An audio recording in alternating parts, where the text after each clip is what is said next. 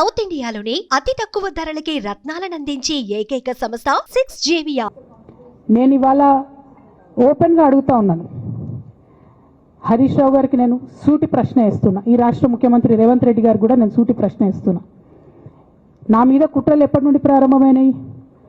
ఎప్పుడైతే హరీష్ రావు గారు రేవంత్ రెడ్డి గారు ఒకే ఫ్లైట్లో హైదరాబాద్ నుండి ఢిల్లీకో, ఢిల్లీ నుండి హైదరాబాద్లో ఒకే ఫ్లైట్లో వాళ్ళిద్దరు ప్రయాణం చేసి వచ్చినప్పుడు హరీష్ రావు గారు రేవంత్ రెడ్డి గారు కాలు పట్టుకొని సరెండర్ అయినాక ఈ కుట్రలు స్టార్ట్ అయినాయి. నా మీద ఈ స్టోరీలు స్టార్ట్ అయినాయి.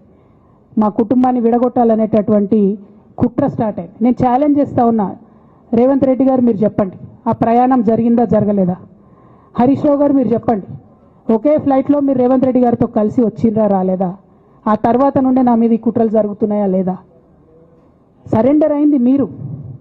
ప్రతి ఒక్క విషయంలో దాదాపు ఒక 7-8 ఇష్యూస్ ఉన్నాయి, ఇన్సిడెంట్స్ ఉన్నాయండి.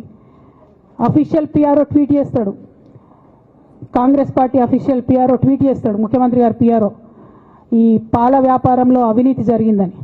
తెల్లారి 2-3 పేపర్లలో వస్తుంది, 3వ రోజుకి మాయమైపోతుంది. అదే కేటీఆర్ గారినేమో 3 సార్లు విచారణ పేరుతో పిలిచి వేధిస్తారు.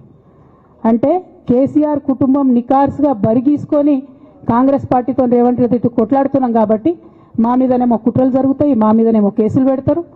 మీ మాత్రం 1 or 2 days హెడ్లైన్స్ వస్తే తర్వాత న్యూస్ గాయబవుతుంది.